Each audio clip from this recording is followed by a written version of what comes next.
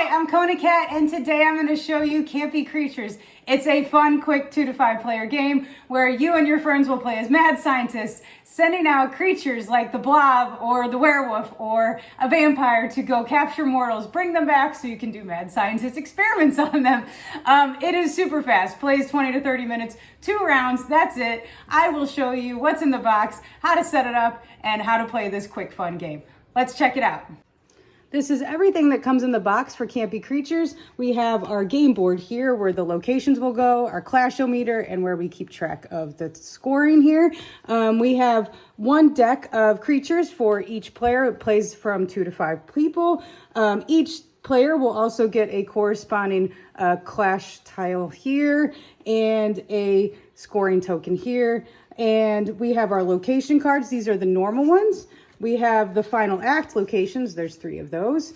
We have our mortal decks. I have them separated out to build our mortal deck when we go to set up for a 2-player game. If you notice, there's this symbol up here. Try to get a little close.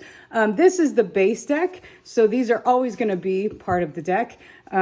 This one is our teenager deck with the little tennis shoe.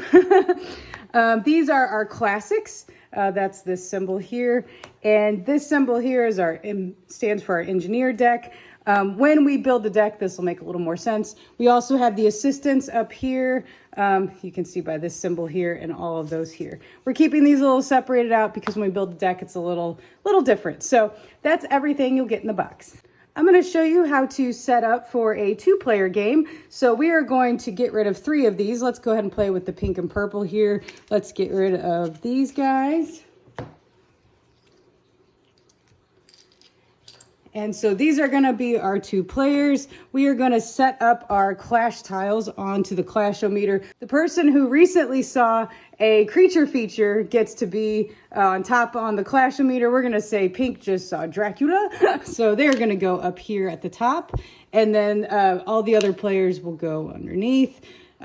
We have our scoring tokens. They're going to start on 0 on the board here.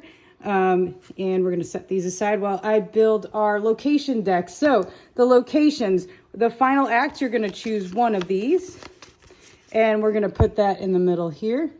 These cards go off to the side.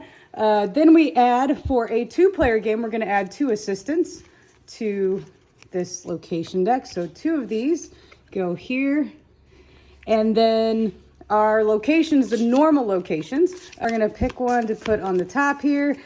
So we'll pick one, and this one's going to go face up. This game plays in 2 rounds, so that's it. 2 rounds. It's a very quick one.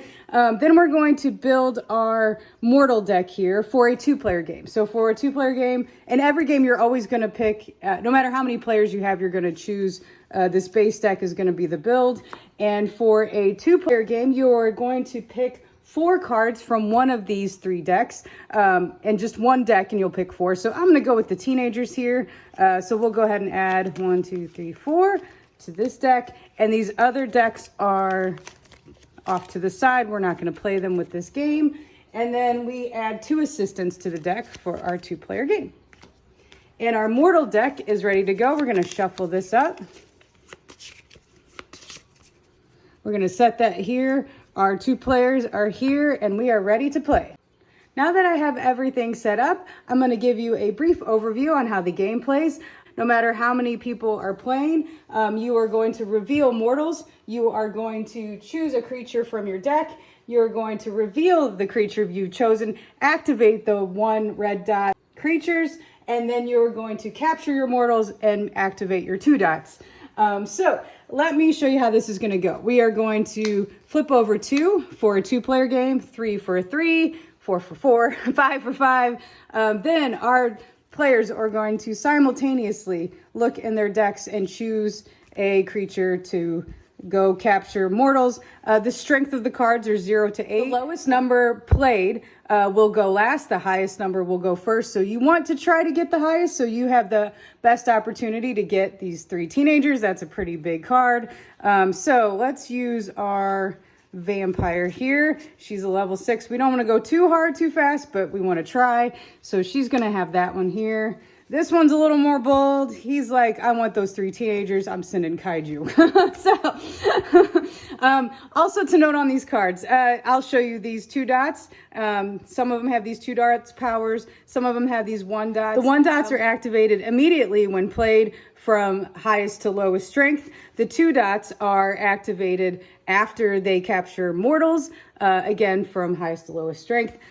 So just so you understand what those are there. And most of the cards have special powers, except the kaiju. I'm not going to get too deep into what all they do, just giving you a brief overview. Right now we are ready to reveal, so we're going to give a count, 1, 2, 3, flip them over. Kaiju is the strongest, doesn't have a power.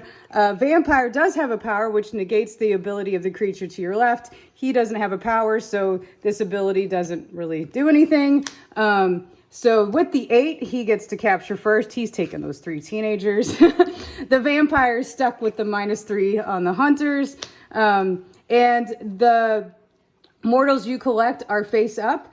And any creature cards you play will be discarded off to the side and also face up. Everything is public knowledge in this game. And then we're going to play again, 2 more.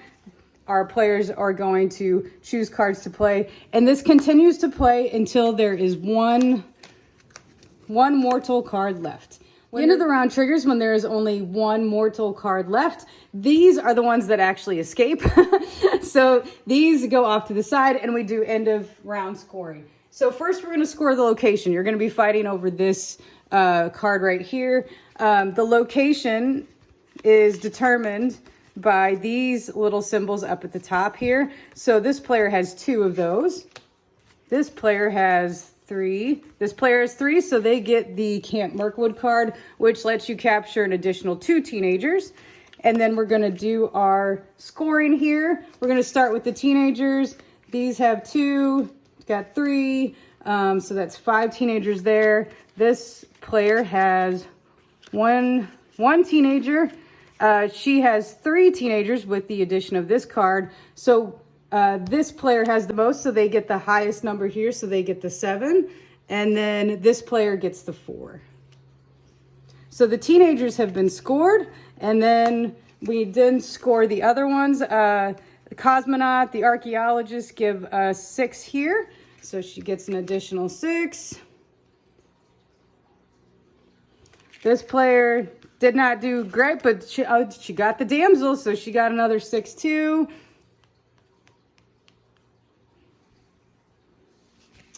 And then we have to subtract 1 for the deep sea diver.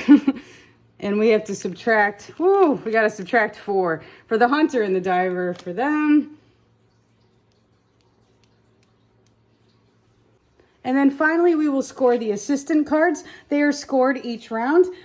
This player has 1, so they would get 1 point. And this player also has 1, they would get 1 point. These cards will stay in their pile after each round, so these do not go anywhere. We will set up for the next round here. We gather all of our mortals here. We add 2 from the middle. We're going to shuffle these up. We reset here, and then we have our final act location here. Our players get their creature cards back. Assistants, again, are set up here, and we play through, again, another full round until we're back down to 1 mortal card left. We would play through the second round in the same way we played the first round. We would use our decks to get the mortals here till there's 1 left. We would figure out who got the location, and that would be the end of the game after we scored everything. The only other thing to take note here is this clashometer. This clashometer will break ties for anything. So if you have a tie on 2 8s that have been done, the player that's on top wins that tiebreaker, but their clash token will then be moved to the bottom and everyone else's will be moved up on the strength. It's a tiebreaker for end of game scoring. It is a tiebreaker for everything. That's what this little clashometer is. Well, that is everything I can show you about Campy Creatures. Like I said, it's fun, fast, easy. I highly suggest it. Go get your mad scientist on and have some fun with this one. And I will see you next time for the next game. Thanks!